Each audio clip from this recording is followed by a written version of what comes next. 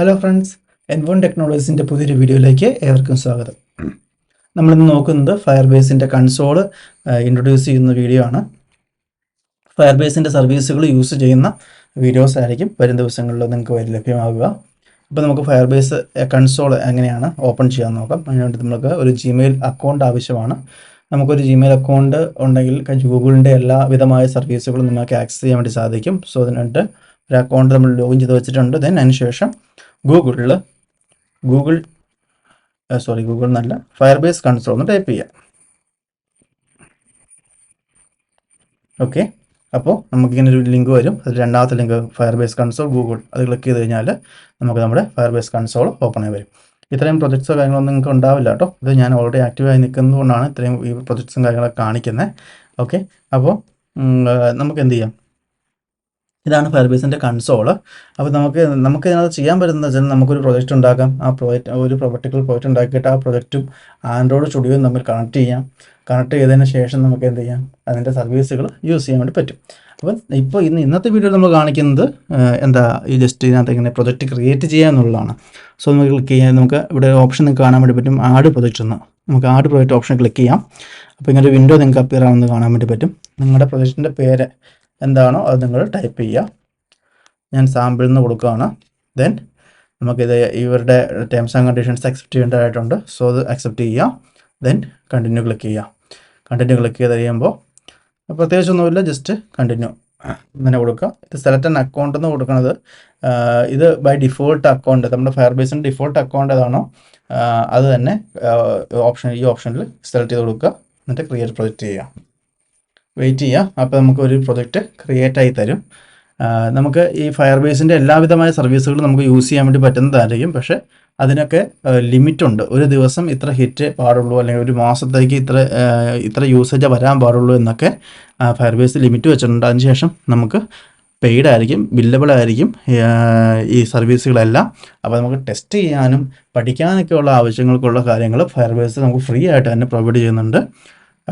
ഫയർബേസിൻ്റെ ഒരുപാട് ഫങ്ഷണാലിറ്റീസ് ഉണ്ട്. നമുക്ക് യൂസേജ് വരുന്നത് ഇപ്പോൾ push notification, OTP verification, email authentication, Facebook login, Google login, in app messaging, fire store database, real time database, അങ്ങനെ ഒരുപാട്, പിന്നെ അതിൻ്റെ വിഷൻ API, അങ്ങനെ ഒരുപാട് സർവീസുകൾ നമുക്ക് ഫയർബേസ് പ്രൊവൈഡ് ചെയ്യുന്നുണ്ട്. അപ്പോൾ അതിനെല്ലാം നമുക്ക് യൂസ് ചെയ്യാൻ വേണ്ടിയിട്ട് ഫയർബേസ് കൺസോള് അറിഞ്ഞിരിക്കുന്നത് വളരെ ഉപകാരപ്രദമായിരിക്കും. ഓക്കെ, നമുക്കിപ്പോൾ പ്രൊജക്റ്റ് റെഡിയായി കിട്ടിയിട്ടുണ്ട്. നമ്മളിത് കണ്ടിന്യൂ ക്ലിക്ക് ചെയ്യാം. കണ്ടിന്യൂ ക്ലിക്ക് ചെയ്ത് നമ്മളിപ്പോൾ ഉണ്ടാക്കിയ കറണ്ട് പ്രോജക്റ്റിലേക്ക് ഓട്ടോമാറ്റിക്കലി നാവിഗേറ്റ് ചെയ്യപ്പെടും. ഓക്കെ, അപ്പോൾ ഇതിൻ്റെ അകത്ത് നോക്കി, ഇതിൻ്റെ അകത്ത് നമുക്ക് iOS, Android, cross platform, web.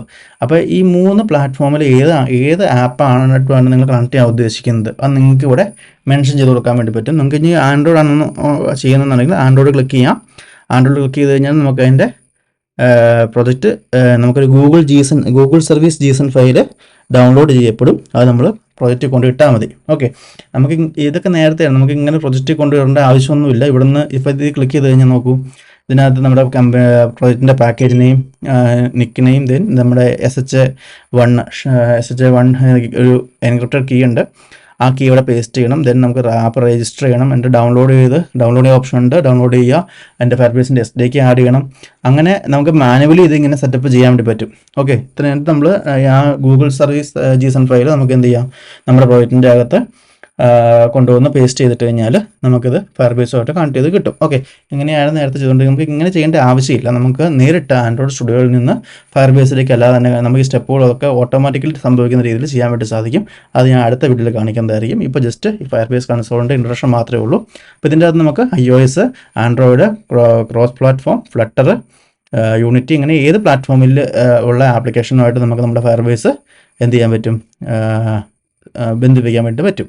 Okay, അപ്പോൾ അത്തരം കാര്യങ്ങൾ. പിന്നെ ഇതിൻ്റെ ഓപ്ഷൻസ് ആണ്, ഓതൻറ്റിക്കേഷൻസിൻ്റെ ഓപ്ഷൻ ഉണ്ട്, ക്ലൗഡ് ഫയർ സ്റ്റോർ ഉണ്ട്, crash analytics, performance, cloud messaging, testing, അങ്ങനെ ഒരുപാട് ഫങ്ഷണാലിറ്റീസ് നമുക്ക് ഫയർബേസിൻ്റെ കൺസോൾ വെച്ചിട്ട് നമുക്ക് നമ്മുടെ ആപ്ലിക്കേഷനിൽ ഇംപ്ലിമെൻറ്റ് ചെയ്യാൻ വേണ്ടി പറ്റും. നമുക്ക് ഇനി ഇവിടെ നോക്കിയത് ലെഫ്റ്റ് സൈഡിൽ ഓൾ പ്രൊഡക്ട്സ് എന്നൊരു ഓപ്ഷൻ ഉണ്ട്. ഇതിൽ ഇതെല്ലാം സർവീസുകളാണ്. ഇതെല്ലാം നമുക്ക് യൂസ് ചെയ്യാൻ പറ്റുന്ന ക്ലൗഡ് മെസ്സേജിങ്, റിമോട്ട് കോൺഫിഗ്, അതായത് നമ്മുടെ പ്ലേ സ്റ്റോറിൻ്റെ അപ്ഡേഷൻ ഉണ്ടല്ലോ. അപ്പോൾ അപ്ഡേഷൻ നമുക്ക് ഫയർ ബേസ് വെച്ചിട്ട് നമുക്ക് ചെയ്യാൻ വേണ്ടി പറ്റും. പിന്നെ ഹോസ്റ്റിങ്, മെഷീൻ ലേണിങ്, സ്റ്റോറേജ്, നമുക്ക് നമുക്ക് ഫോട്ടോയോ വീഡിയോ ഒക്കെ സ്റ്റോറേജ്, നമുക്ക് ആപ്ലിക്കേഷനിൽ സ്റ്റോർ ചെയ്യേണ്ട ആവശ്യമുണ്ടെങ്കിൽ സ്റ്റോറേജിന് പ്രൊവൈഡ് ചെയ്യുന്നുണ്ട്. ഫയർ സ്റ്റോർ റിയൽ ടൈം ആയിട്ട് ഡാറ്റാബേസ് പ്രൊവൈഡ് ചെയ്യുന്നുണ്ട്. ദെൻ ആപ്ലിക്കേഷൻ്റെ ചെക്ക്, ഒതൻറ്റിക്കേഷൻസ് പ്രൊവൈഡ് ചെയ്യുന്നുണ്ട്. പിന്നെ നമുക്ക് പ്ലേ സ്റ്റോറുമായിട്ട് ലിങ്ക് ചെയ്തുകൊണ്ട് എൻ്റെ ക്രാഷ് അനാലിറ്റിക്സ് ഉണ്ട്. ഒതൻറ്റിക്കേഷൻ്റെ അകത്ത് ഫേസ്ബുക്ക് ലോഗിൻ ഉണ്ട്, ഗൂഗിൾ ലോഗിൻ ഉണ്ട്. അങ്ങനെ ഒരുപാട് ഫീച്ചേഴ്സ് നമുക്ക് ഇതിൻ്റെ അകത്ത് യൂസ് ചെയ്യാൻ വേണ്ടിയിട്ട് പറ്റും. ഓക്കെ, ജസ്റ്റ് നമ്മൾ ക്ലിക്ക് ചെയ്ത് നോക്കാം. ഒതൻറ്റിക്കേഷനിൽ ക്ലിക്ക് ചെയ്യുമ്പോൾ നിങ്ങൾക്ക് ഇവിടെ കാണാൻ വേണ്ടി പറ്റും. ഇതിപ്പോൾ അത് ഗെറ്റ് സ്റ്റാർട്ടഡ് എന്ന് കൊടുത്തു കഴിഞ്ഞാൽ എൻ്റെ ബാക്കി കണ്ടിന്യൂവേഷൻ പ്രോസസ്സുകളായിരിക്കും ചോദിക്കുക. നമ്മളിപ്പോൾ അതിലേക്ക് പോകുന്നില്ല. ജസ്റ്റ് ക്ലിക്ക് ചെയ്തെന്നുള്ളത് നമുക്ക് നിങ്ങൾക്ക് കാണാൻ വേണ്ടി പറ്റും. ഇമെയിൽ പാസ്വേഡ് വെരിഫിക്കേഷൻ, ഗൂഗിളിൻ്റെ authentication, Facebook, GitHub, Apple, Microsoft, Twitter, Yahoo, phone number വെച്ചിട്ട് അങ്ങനെ ഏത് രീതിയിലുള്ള ഒതൻറ്റിക്കേഷൻ, അതായത് നമുക്ക് ഏത് രീതിയിലുള്ള സൈൻ ഇൻ മെത്തേഡുകൾ നമ്മൾ ഫോണിൻ്റെ അകത്ത് ഇംപ്ലിമെൻറ്റ് ചെയ്യണമെങ്കിലും ഫയർ ബേസിൻ്റെ സഹായത്തോടു കൂടി അത് ചെയ്യാൻ വേണ്ടിയിട്ട് പറ്റും. ഓക്കെ, ജസ്റ്റ് കാണിച്ചു എന്ന് മാത്രമേ ഉള്ളൂ. ബാക്ക് അടിക്കുകയാണ്.